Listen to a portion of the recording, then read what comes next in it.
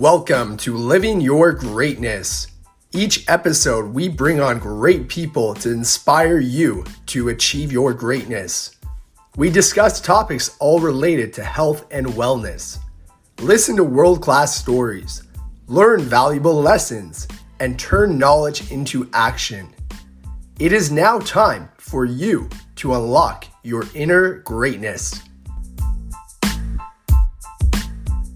All right, welcome back everyone to another episode of Living Your Greatness. This is your host, Ben Mummy, and today we have a new guest to the show, and her name is Mia Wenjen. Mia is an entrepreneur who is the co-creator of Multicultural Children's Book Day, co-author of How to Teach Girls, and co-founder of Aquent. Mia is passionate about parenting, education, and children's books, and writes about these topics at pragmaticmom.com. Mia graduated from Harvard College in History and Science in 1987 and earned an MBA from UCLA's Anderson Graduate School of Management in 1993. So Mia, it is a pleasure to have you on the show today. Oh, thank you so much for having me. So Mia, let's kind of get kicking here. Tell us a little bit about yourself. Where did you spend your formative years growing up? How did entrepreneurship come into your life? And did you have any mentors who helped you along the way? So I grew up in Seal Beach, and that is a tiny beach town in Southern California. No one's ever heard of it, but it's sandwiched between Huntington Beach and Long Beach. And so those are more well-known. And I did all my education, public education. And when I would say fifth grade and sixth grade. Our elementary schools then were sixth grade, and then we had junior high. I read every single book in my very well-stocked school library, like every middle grade, every biography. And I never saw or read a character that looked like me. And I didn't totally realize what an impact it had. But I didn't see anyone that looked like me on TV. Maybe there was one Calgon commercial, and there was a short-lived TV show that my parents got super excited about. That was maybe 2 episodes. And I think the effect was just trying to assimilate and be American. And then I ended up going to college where there were a lot more Asians, and I didn't really feel so Asian. It was more no, I'm from California. We're laid back, because it was a very people weren't really laid back and where I went to college. And then I ended up working on a school, it's a newspaper. It's like a magazine, the Harvard Political Review, a left-leaning liberal, and so it had traditionally been published.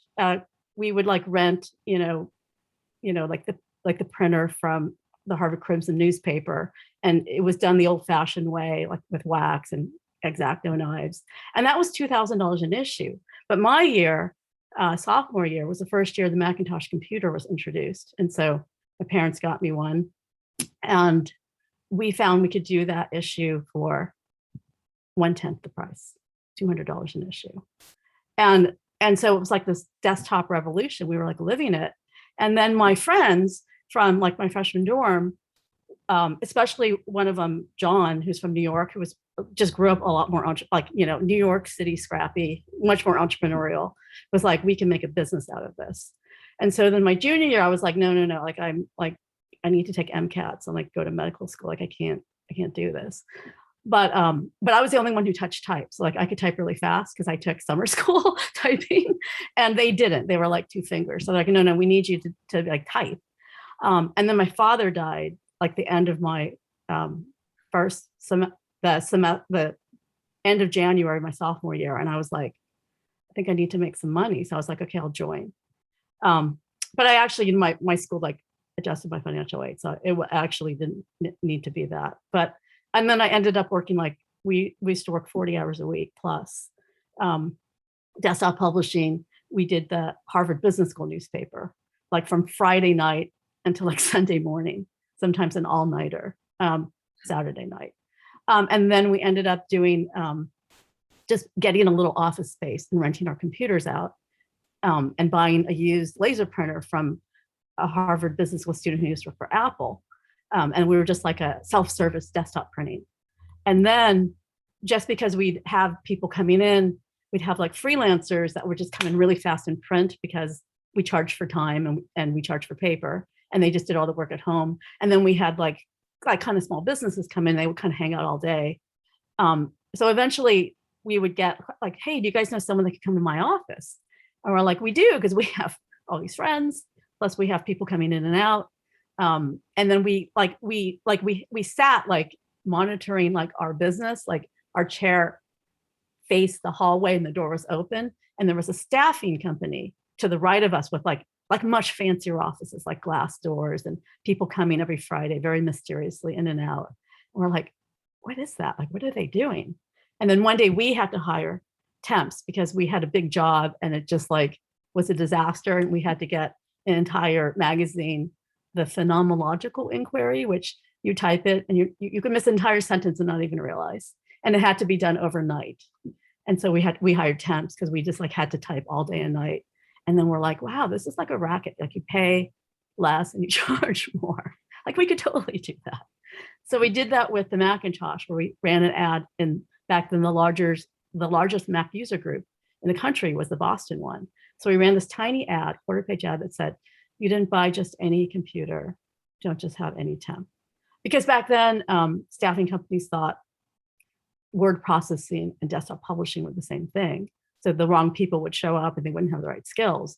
And we're like, no, it's totally different. Like, because, we had struggled and figured it out on our own. And anyway, we ran that ad and then phones rang off the hook. Just, we ran out of people to send. We had to start writing ads and interviewing people. And I think we did our first million the full year where we did the staffing company, and then just started opening offices everywhere. Just sort of like, hey, you're our friend. You're going to move to New York because your girlfriend's going to med school there and you need a job. Why don't you just try to start the New York office? And if it doesn't work, you'll be right where you would have been looking for a job. So just like go make a go of it. So we literally just had our friends, Chicago, New York. I moved back to LA and I did LA and Orange County, and I helped some other markets. And it was just sort of this, you don't know any better. You just like, the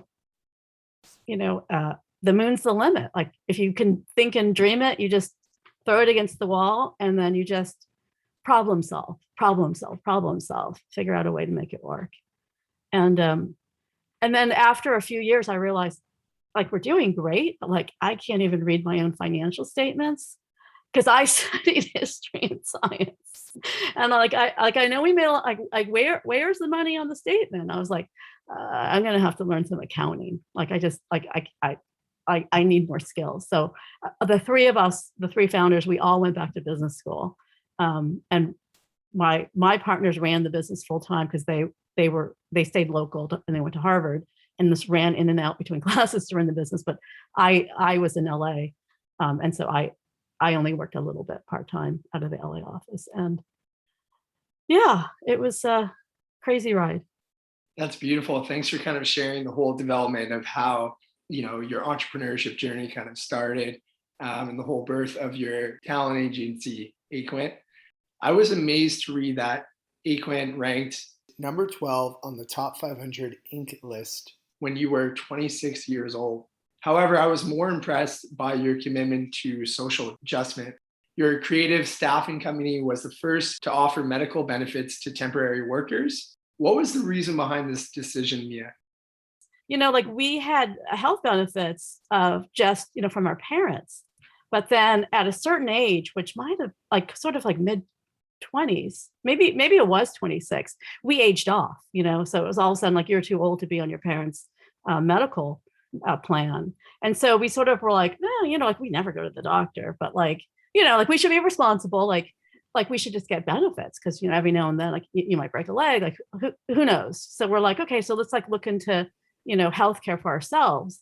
And it wasn't that expensive. We were really young and, no one had any kind of underlying medical condition. And then we're like, I wonder if our talent would like benefits as well, because we were very much like talent were like our friends, because they literally were our friends in the beginning. But then as we grew and grew, we just sort of valued talent as like these super cool people, like we, whereas maybe other attitudes towards talent might have been like, a revolving door. Like clients were more important. But for us, we were all about our talent because we just thought they were super cool. They were interesting people. People who came into the Macintosh computers were, by and large creatives. They were musicians, and they were screenplay writers, and they were, graphic design. They were just cool, interesting people. And especially in my market, we'd hang out with them. And so we're like, yeah, why not? And so turns out that talent would like benefits, and that for us just to offer it, because it was just like, we need it, other people need it. It ended up changing the entire industry, because the 1 year we were the only ones, we got like a crazy amount of PR. And then other agencies that competed with us for talent realized that they won't get our people if they don't offer the same benefits. And so we literally just did it because it's like, we need benefits. And like, hey, because here in the United States, it's not, it's not provided, it's not free. And if you're trying to buy it as an individual, it's very, very expensive. So you have to do it through a group plan to bring the cost down. And so same thing, like just being young and like not thinking, why can't, like the reasons why you can't, where it was more like, you should, you could, just do it, Absolutely. It also kind of shows what kind of values your company believed in, right? It showed that you guys valued health as well as, supporting individuals in that area. So I thought that was really cool. So moving to my next question, what do you think separates a good entrepreneur from a great entrepreneur? So, I've thought about this a lot because, as we grew and hit certain milestones and sort of you hit a plateau, and it's not really ever your business idea. It's literally the limitations of how big you get are the limitations of your managerial skills, And so, and it's not like you're born great or you're not born great. It's literally like learning, like an athlete, learning to break that plateau and then learn a new level. So our first level of like where we stagnated was like, okay, like it was too centralized, and we had to like ask the CEO every time there was like a question or an issue. And like, he was running in and out of business school. There were no cell phones back then. There was no texting. And so like things would grind to a halt. We're like, where's John? Like, where's John? I need an answer. I need an answer. I need an answer. And so like he had to learn how to delegate and let go, which is like a big thing. When you're a startup and you're used to doing everything yourself and making all the decisions and doing things very quickly. And now you have a layer. And so I think it's just a great entrepreneur is sort of like a great parent. You know how to nurture people, and you know how to bring on great people, and you know how to retain them, and it's really easy to do what we call like the Russian doll problem, where you are intimidated, and so the person that you hire is not as amazing as you are, and then that person hires someone who's less amazing, and all of a sudden you have like the talent level diminishes. But it's much harder. Like you need to be much more secure to say like, I suck at this, so I'm going to hire this person who's amazing at it, who's much better than I am. And I'm going to learn from that person. And I'm going to put them in charge, and I'm going to listen to them. I'm going to do what they suggest. So like you have to give up control, and you also have to say, I'm not that good at everything, and that's hard to say, like, I'm not the star, I'm not the smartest, I don't have all the answers. And, I think it just takes, I don't know. I think it's a mental attitude. And then once you bring them in, to make sure you don't set them up for failure, because maybe in the back of your mind, you're like, maybe they're not that great. You know what I mean? Or, maybe I'm pretty amazing too. So it requires a lot of confidence and humbleness, which is a weird combination. It's like, I think when we all became parents, we became better managers. Absolutely. I think you brought up some really good points there, Mia. especially with nurturing, I look at that as also like a way of guiding, right? Where you're providing trust. You're also showing that you don't know everything, kind of like you said. And then the other point I really liked was that you brought up about humbleness, right? I think some of the best leaders are the ones that are humble. And again, that kind of goes with not knowing everything. So Mia, I understand that you were a mother of 3 kids. How did you make the transition to a working at home mom? Okay, so I actually, my husband and I moved back to, we were in LA. We moved back to Boston because I wanted to rejoin the company. And I was like, okay, we're going to live in Boston. And there were 2 murders on the street, and our apartment will be half the size of what we have now, and it will cost twice as much. But I can walk to work, which instead I had an hour commute each way by car. And then you, my husband, can go try to make your mark playing golf professionally on the mini tours. So that was like our agreement. So he went off to play golf. He had played in high school and college. He had a full scholarship at University of Hawaii. And then I worked full time. And then we had our first child, and we're like, what are we gonna do? Like, we have no family in Boston. And so he said, okay, I'll stay home because, I got my chance to play, and I'll stay home because she's so little. Like, we don't want to kill her accidentally. And so he stayed home with her for about 2 years. And then I was pregnant with my second and about to give birth. And he was like, I think we should have someone at home with the kids because that's a really great thing. He said, but if I have to stay home with 2 kids, I will be forced to leave you. So we should switch. So we switched. So he went back to work full time. And then I stayed home with the kids. And then we had a third. And then I stayed home. I was just always at home. And then when my third was old enough to go to preschool, like 5 days a week, he was like 5. Then I was like, I kind of need a little bit of something. And that's when I started blogging. Okay, wow, that's amazing. And so, from what I understand, Mia, your children are 1/4 Japanese American, 1/4 Chinese American, and 1/2 Korean American. So that's a lot of different varieties right there. This is beautiful, in my opinion. Is this the reason you are committed to getting diversity, multicultural, and inclusive books into the hands of kids? So those 3 cultures don't necessarily get along. Those are like, there's a lot of history of conflict between those 3 countries. So I always think it's kind of funny that they're all 3 because, you just don't see a lot of that because of the cultural context. But and growing up, when the kids were little, I was always searching for Chinese, Japanese, Korean, but and it was great because there were a decent amount. So I thought, compared to when I was a child. But I think I was in reading those books with my kids, and feeling like, oh, this is pretty good. Once I started blogging, I got the research from Lee and Low that said, there's only 6% of all the children's books published that are of a diverse nature. And that's not like, that could be a white author just, putting in a black character with a story that's like, not even culturally about, African American anything. And that it hadn't grown in 14 years. And I was like, what?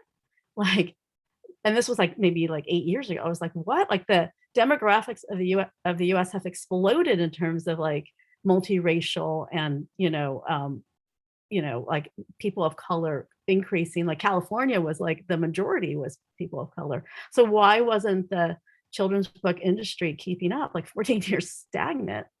And it was just because, like librarians is a, predominantly female, predominantly white, publishing, predominantly female, predominantly white, teachers, predominantly female. And so it was just sort of like this bubble where they thought diverse books don't sell because they would sort of do a diverse book, try to sell it only to that small market, and it would be a self-fulfilling prophecy. And so then a friend who was also a blogger reached out and said, okay, I saw that you posted that from now on, you're just going to cover diverse children's books. She was like, we should talk. And so she called me and she was like, we should make a holiday, multicultural children's book day, because what we want to do is highlight the best diverse books because people don't know they exist. and not so much try to change the industry because we don't have control over that, but we can shine the spotlight and we can help people find diverse books. Because usually people need a specific book, like they're like, I want to celebrate this. What's the best book for this holiday? Or, you know what I mean? Or what's a great middle grade book, blah, blah, blah, blah, blah. And so we're like, we can help with that because it's not about here's some great, it has to be what's the great book for this situation. And so we ended up doing this Multicultural Children's Book Day 9 years ago, and turned it into a nonprofit. And I think we've donated how many books? I feel like it's about 10,000 books we've donated, diverse books, into the hands of children and teachers. And so it's still a very small nonprofit. We're like trying to up level this year. Like I'm taking a much larger role. I'm really trying to, go into year 10 with sort of a broader perspective. But we did see the children's book industry shift in the last 4 or 5 years, and it wasn't us alone. It was a whole concerted effort. And so it's nice to see in the US, the media changing, and not saying like, oh, Sean Lee, like Marvel Comics, like, that movie will never do well because it has all Asian cast, so it's like, we're still breaking barriers, bamboo ceilings, and trying to convince people like, no, it's a universal, you make a good movie, you write a good book, everyone will read it, but it's, shouting into the wind, it's like something you have to just keep pushing. Absolutely. And you know what? I think that's really amazing what you guys have been already able to do, already, I think you said tens of thousands of books, giving it into the hands of these kids. Can you tell us a little bit more of Multicultural Children's Book Day? Sure. So it started off like we just picked a day, which was a particular day. I think it was January 27th. And we didn't realize it conflicted with Holocaust Remembrance Day. So a few years ago, we switched it to the last Friday of January, except if it was Holocaust Remembrance Day, and then we'd move it to the Thursday. And for us, it was, we were bloggers. And so we would just get people, publishers and authors, to donate books to children's book bloggers who would write up a post and then post it on social media and then put it on one central location on a Linky. And we would do a big Twitter party that night and give away books and discuss the state of children's books.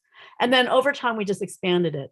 Like you didn't have to, because children's books bloggers started diminishing because, you do it for love, you don't do it for money. And so we said anyone with social media, as long as you post a little review, it could be Twitter, it could be YouTube, it could be Instagram. And that way we could get, we could get books out. Because we literally have more books donated than we do reviewers, which is weird, right? Because you get a free book and you can get multiple books. You can get, books of different ages for all 3 of your kids or all 5 of your kids. And then we expanded it to providing resources. We do a classroom kit every year that has a book list and activities and a discussion guide and a poster specifically for that. This year's it's on structural racism, but we have I think 7 total. And then we have a giant resource that's just like book lists that I've personally vetted. These are bloggers that I know that have read all the books, and it's a personal opinion. And it's just slice and dice by whatever you need, by genre, by religion, by country, by ethnicity, by, whatever, to help people find books. And so every year we sort of keep adding, something to our holiday. And instead of being sort of all focused on one day now, we're trying to support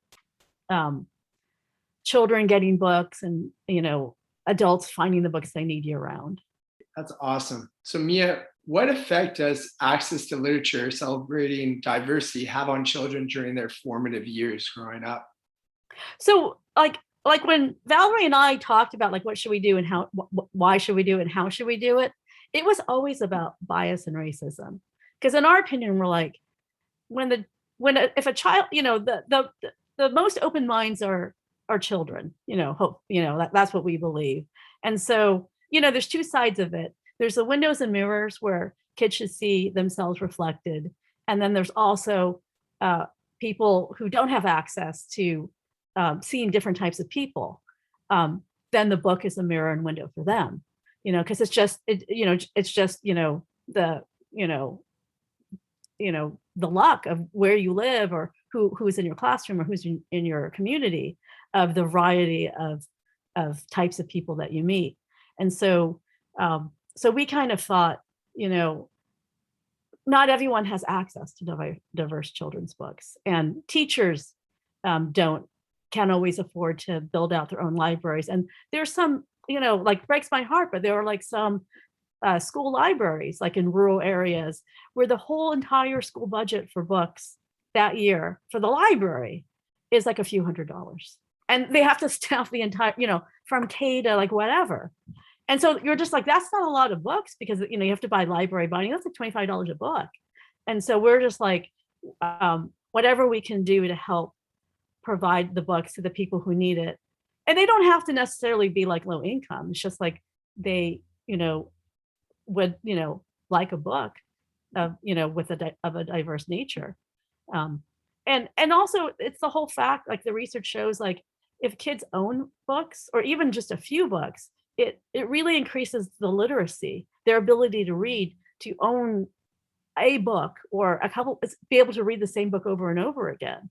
And also maybe have some emotional attachment to that book and to reading. Like it's, and the last thing, we're kind of like, if the demographic that we're trying to get to read more or improve their literacy is like, let's just say, for example, young Black boys, but you only give them books of white boys in situations that they can't relate to, then how is that going to make them excited to read?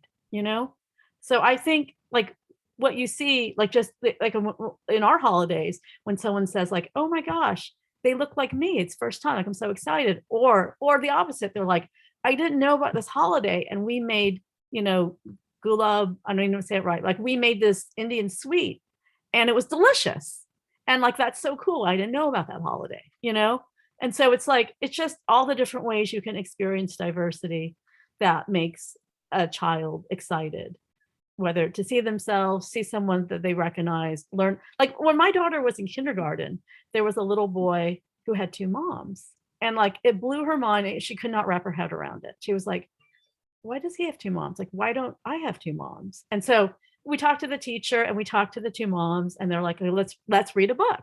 And so they brought in Todd Parr's, it was like a book about families, and it wasn't even LGBT, it just showed all different kinds of families.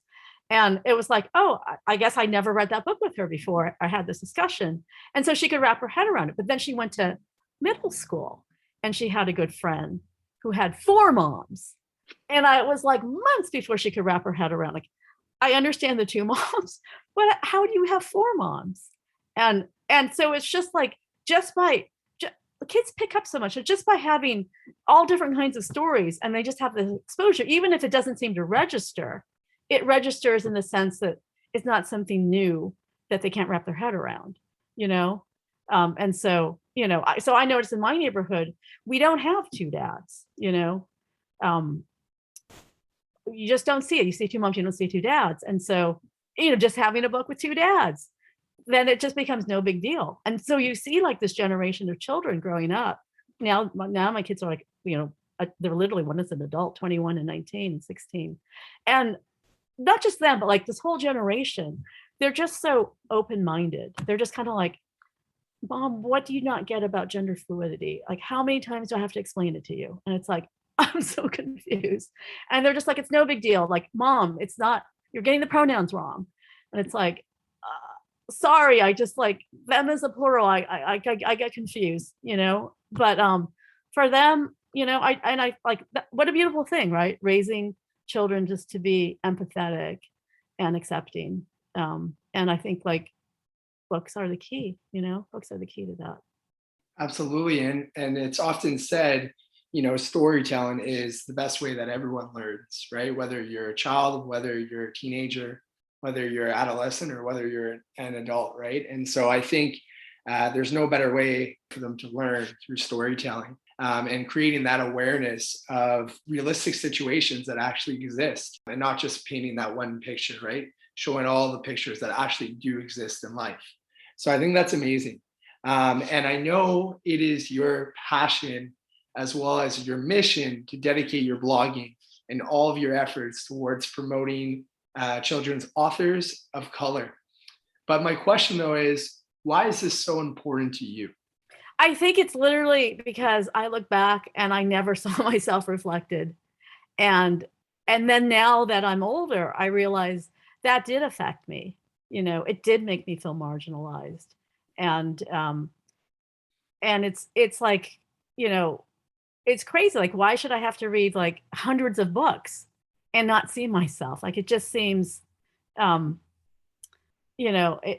that's not the world I want, And even though there seems like there's a lot of diversity now, um, you know, you don't see every situation. You don't see every type of person, because you need to do it by genre, and and by age group, so that kids can see. And then you need to have more than a single story. Like Japanese American stories, they're predominantly about World War II internment. And, that affected my mother. She was born in Japantown and was forced from her home for being but it's like at a certain point, you want other stories, because it's Japanese Americans, we're not just about internment. We have other lives, and there's modern day stories. And so, I think there's no limit to the amount of diversity that the world has interest and can absorb. And so it's just a matter of, sort of helping to build that market and that mentality that, that this is the new normal.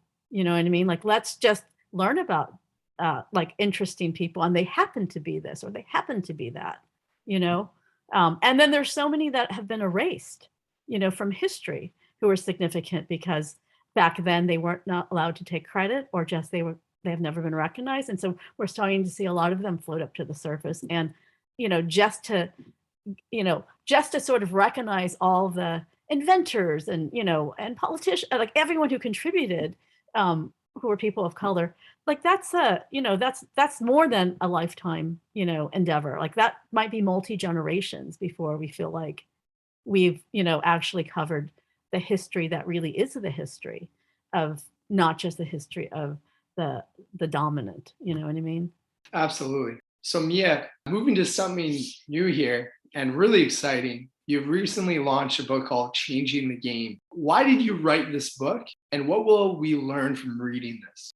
Okay, so my middle daughter, the one that we just dropped off to college in Chicago, grew up like, she was especially sporty. She just would try any sport, you know, would play sports all day long. And then in high school too, like not even like a little kid, she was like, literally there are no Asian American female athletes, mom. And I was like, what about Chloe Kim? Like, you freaking adore Chloe Kim. She was like, okay, Chloe Kim, that's it. And I was like, what? I know for a fact there are more, athletes than Chloe Kim that are phenomenal Asian Pacific American athletes. But then I looked, and there are no books. There are no books on any of them. So I was like, okay, I had written a book. I'll show you this, for Scholastic, that was Asian Pacific American heroes. And so I thought, I'm just going to write it, same format, and so I asked Scholastic, would you be interested? And they're like, no, thank you. And so then I just got the same team, because this was a book just for their flyers. It's only sold through the flyers and through their website.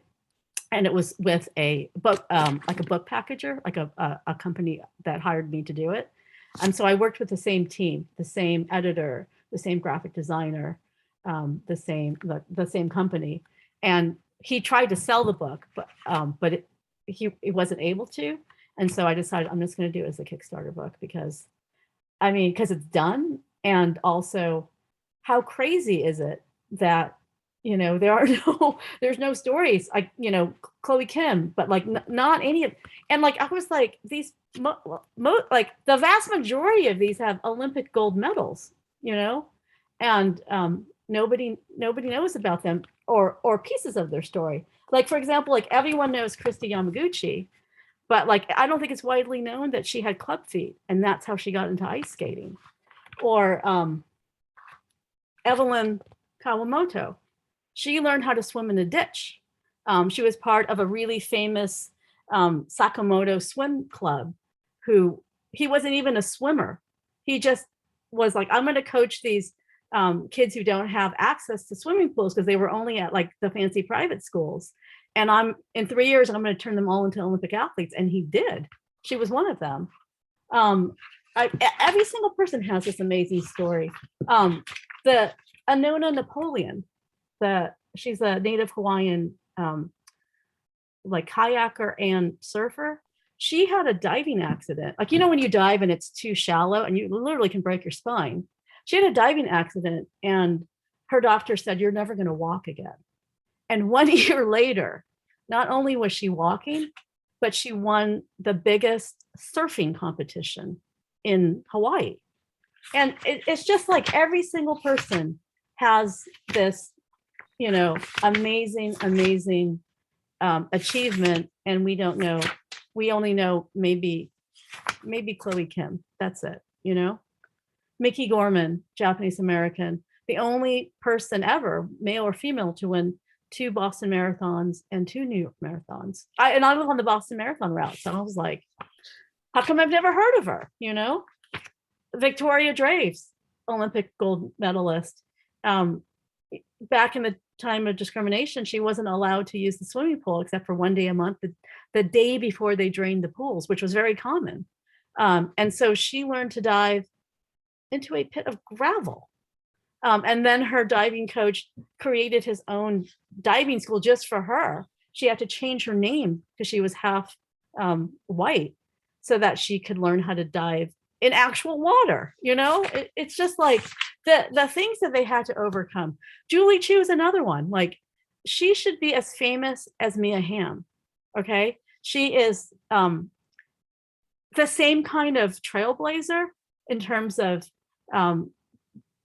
expanding the sport. She was one of the first, like, hockey. I don't know as much about hockey, but, like goal, in terms of making goals, record setting, but she doesn't get the same kind of press. Like if you're a hockey player, like my hockey moms are like, Julie Chu, we love her, but rank and file, she doesn't get the same name recognition as Mia Hamm. Why is that? That's, to me, like, that's a crime. Natasha Kai Marks, Olympic gold medalist. She was completely crucial in the US quest for a gold medal. If she didn't score that header in the semifinals, at the like literally with like a minute to spare, they might not have made it to the finals. They might not have won the gold medal that year. And then she's also an advocate for mental health. And she was sort of a pioneer to say, like, a high level athlete, like, we have mental health. We need mental health support. And as an Asian American, someone who's Filipino, Hawaiian, Chinese, and white, like there's a stigma. Asians stigmatize mental health, especially females. And I would say for athletes, there's a stigma, like, if your mental health isn't strong, like, you're not tough enough. You're not, you, to be a great athlete, you have to be mentally tough. But like, it's not true.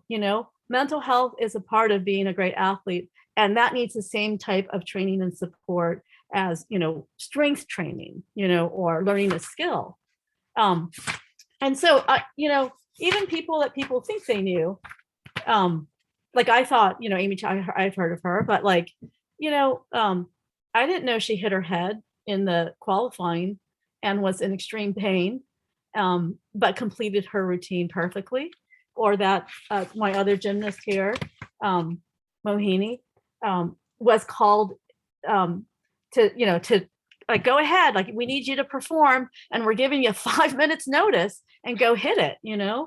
I mean, just like, really, when push came to shove, like, had a lot more barriers from being a minority to overcome, and still reach the highest levels, and yet nobody knows about them. And like, our girls and even our boys, we need to see these athletes to know that, like, that they exist, and they exist at the highest levels, for our own children to dream, like, maybe I could stand on an Olympic podium one day. But if you don't show them, kids don't think it's possible unless they see a role model of someone that they can relate to. So I did it for her. She is going to college. She's not going to be playing a sport for her college, but I hope that, I hope that she reads it and feels like, oh wow, there's a lot of really cool, amazing Asian Pacific American female athletes, and more each year. We see the stories, and we start to see a little bit more, like, Sunny Lee, like, but I'd like to see more of that, you know what I mean? And just more coverage, like, of athletes and their stories and their mental health struggles in a positive way. Naomi Osaka, by withdrawing from tournaments, you saw a lot of negative coverage, but I would like to see more positive coverage, like we did for Simone Biles. Like, good for you. You're putting your mental health first. Good for you.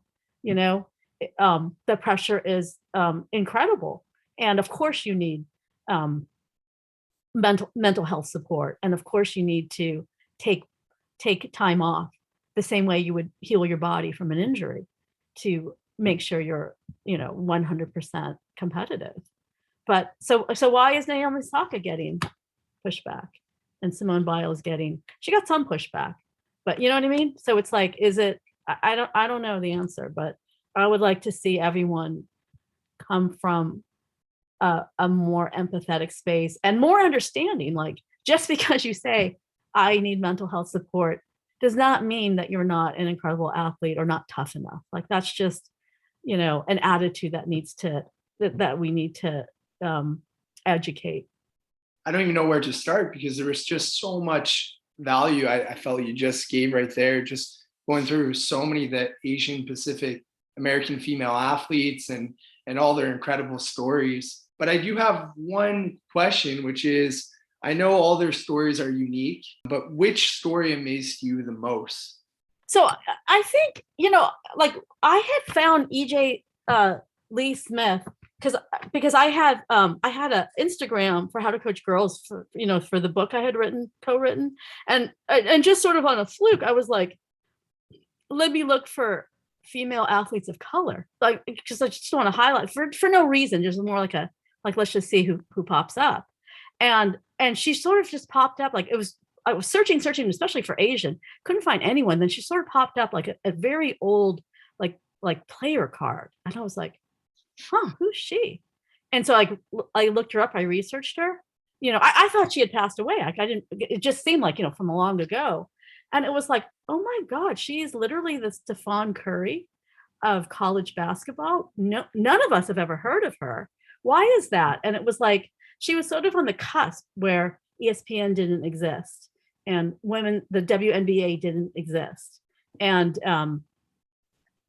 she just sort of like slipped through that window, but she's like this incredible athlete. And then I found footage of her, of like a basketball clips, and she's literally the Stephon Curry, like not even like the Asian, like just flat out, like MVP. Anytime she stepped foot, like MVP, most valuable, NCAA 4 years when she played. She's just incredible. And still, though, I feel like she's plagued because she still is alive. She was coaching for her college, assistant coach, and then I don't know what happened. Like, maybe they got a new head coach, and then she ended up she's coaching now for a private high school in her area. And we had been in touch in writing this book, and she was like, let me know if you know of any colleges that want a head coach. And I was like, I'm sorry to say I don't. And I know that's a really high profile job. It's a for-profit sport. But I think, what a shame. Like, nobody knows about her, or no one values her achievement or her, her knowledge as a player and as a coach. And she should get an opportunity to coach as a head coach. And she's seeking it. But, like, you know what I mean? But you see, so someone of her caliber, had she gotten the PR, would have been, she would have been offered those jobs. But just because she slipped through the radar in terms of PR, and you don't see a lot of female head coaches. You don't see a lot of female head coaches of color. You see 0 Asian head coaches period. Like you're just starting to see female coaches in the NBA, but they're not head coaches. And then it was like so recent, you know what I mean? Like I think there's one, maybe two, you know? And so anyway, if anyone is looking for a head coach for college, you should talk. She's an amazing person, an amazing athlete, the kindest, most nurturing person.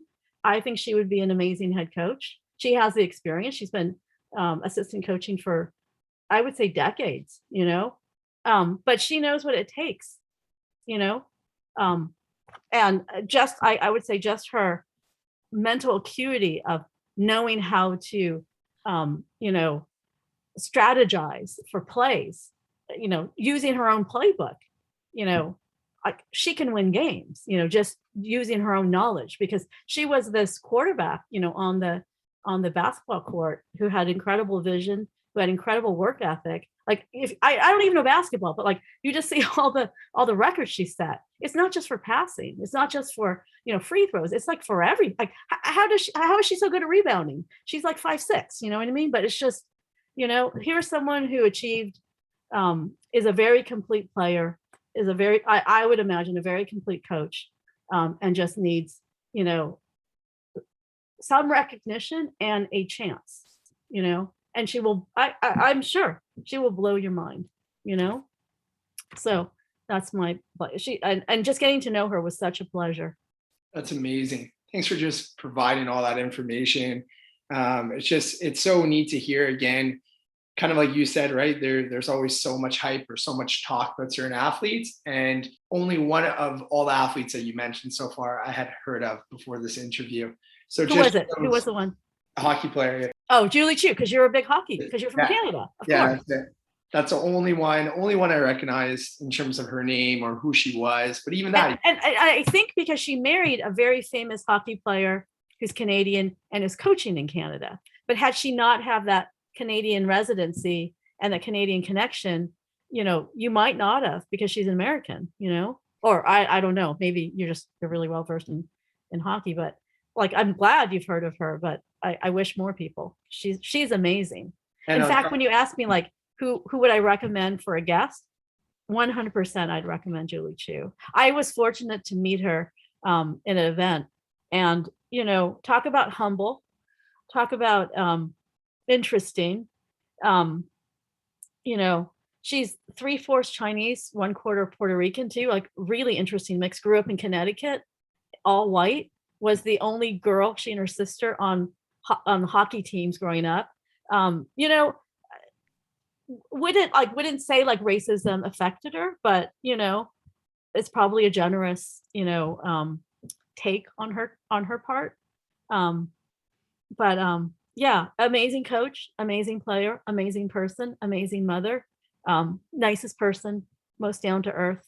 Yeah, I would highly recommend her. I can get you her email address. I know she's very busy because she has, I think, at least one child, and who's very small, and she and her wife are, I think they're both actively in their sport still. I know she's a coach, but I mean, yeah, she's amazing. That's amazing. Yeah, no, I would love to have her on my show one day, just to bring all that awareness and share her story, and also share her insights with others. So as you know, Mia, the purpose of this podcast is to inspire people to achieve greatness and enhance their overall personal well-being. What is your definition of greatness? I think that's a hard one. I think greatness is doing like what your path is, regardless of the chatter, whether the chatter is in your own head or like not wanting to disappoint people, you know, like being judged, like you have to sort of be like, I'm going to do something. Like when we were entrepreneurs, no one thought it was cool, by the way. They thought like, oh, you couldn't get a job. But like to just say like, I don't care what anyone else thinks.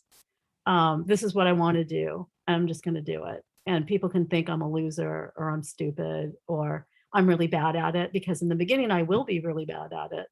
But I'm just gonna do my own thing. I'm just gonna plug away.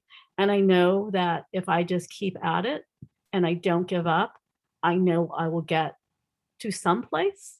that I should be or I want to be. It may not be what I had envisioned, but I will find my path. But I have to really be authentic about I'm doing it for myself. This is what I want. I'm not trying to impress anyone. I'm not trying to, you know what I mean? Like, whatever it is. And then when I hit those roadblocks, I can stop and take a deep breath, like when I got rejected from all the agents I applied for, and like take a deep breath. But then I'm gonna come back at it, and then come back at it a different way, and find a way to wiggle through. Just find a way to wiggle through, and that, yeah, I think greatness is just don't give up, don't care what other people think, and know that you're always learning and growing, and that you're not always going to be good, or respected, or, you know, and maybe you're going to have a lot of failure, and like failure is okay. Like I'm like, embrace failure. Failure is your best friend on this path. Failure will teach you. Failure will keep you humble. But honestly, failure is your biggest free university. So, and it's hard because as Asians, we're taught to not fail. Like that's also a stigma. Like you have to impress the parents so they can impress their friends. But I think this whole notion of I'm going to embrace failure, and with every failure, I'm going to learn, and that eventually I'm going to get to where I want. Absolutely. And inviting that failure, kind of like what you were saying, because the biggest thing that I've learned in anything that I've gotten either good at or great at is you start off where, if I can politely say, you kind of suck, right? And that's failing, and you're making mistakes, and you got to suck. You got to go through that phase. And then all of a sudden, after dedication, practice, you get good, and now you're good at it. And all of a sudden, the more and more now you keep those next failures coming.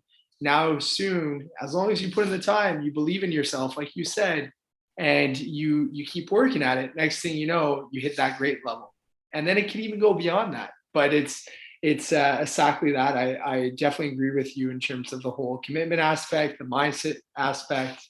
Yeah, absolutely. And don't be afraid, because like, oh, I'm known as a water polo player and I'm great at it. So like now I'm going to be a golf player. I'm going to suck. And they're like, why are you playing golf? Like you're so good at water. But it's like, you know what? I'm okay starting this journey off again. And my identity is not me as, an Olympic water polo player representing Canada. My identity is just like, I'm just like trying new things and trying to learn and grow, and, trying all kinds of sports. So it's like, don't be too caught up in who I know yourself, who you are. You're just yourself on this journey. You're not defined by, don't let other people, or don't let yourself, don't stay away from defining things, be ambiguous, embrace ambiguity. And also enjoying the whole process. A lot of people want to see, overnight that they're going to hit the success mark, but really it takes time, and to embrace that time and to really enjoy it. And success actually can be like a hollow feeling, because you're kind of like, oh wait, what's next? Like I'm here and now I'm like empty, And so it really is the journey. And there's, just don't let success be something that you can actually ever hit, because it can be this like, like deflation. And you're like, oh, I just spent this whole amount of time and now I'm here, and like, what the heck? Like it's not this great feeling. It's just sort of like empty. So, keep a lot of things going, Absolutely. So Mia, where can our listeners go to connect with you online? Oh, thank you so much. So I'm on most social media as Pragmatic Mom. So at Pragmatic Mom, no space. And then just on LinkedIn and on YouTube, I am just my name, Mia Wenjen. So yeah, everyone, if you connect with me, I'm happy to follow everyone back. So thank you for that. I will make sure to, put it in the podcast notes, where all of our listeners could go to find you and follow your work. But most importantly, I think on behalf of all my listeners, as well as myself, I want to thank you for your time. I know you're a busy mom. I know I'm also not the only person in your life, as well as my listeners, but I really, truly, truly want to thank you for your time and for being here today. Well, thank you. But I also want to thank you because I know this is not your full-time job. You're a full-time educator and you're probably doing this on your lunch hour. You probably don't get to eat lunch. And you're doing this to give everyone access to role models or new ways of thinking. And it's I'm sure it's a labor of love for you, but it is much appreciated. And thank you so much for taking time to meet with me. I really appreciate you and your time and just your humbleness and your willingness to want to change the world, in whatever little ways that we all can. Wow, thanks so much, Mia. Have a wonderful day. You too. Thank you. Thank you for listening to the Living Your Greatness podcast. If this show has added value, please subscribe, leave a rating, and make a review.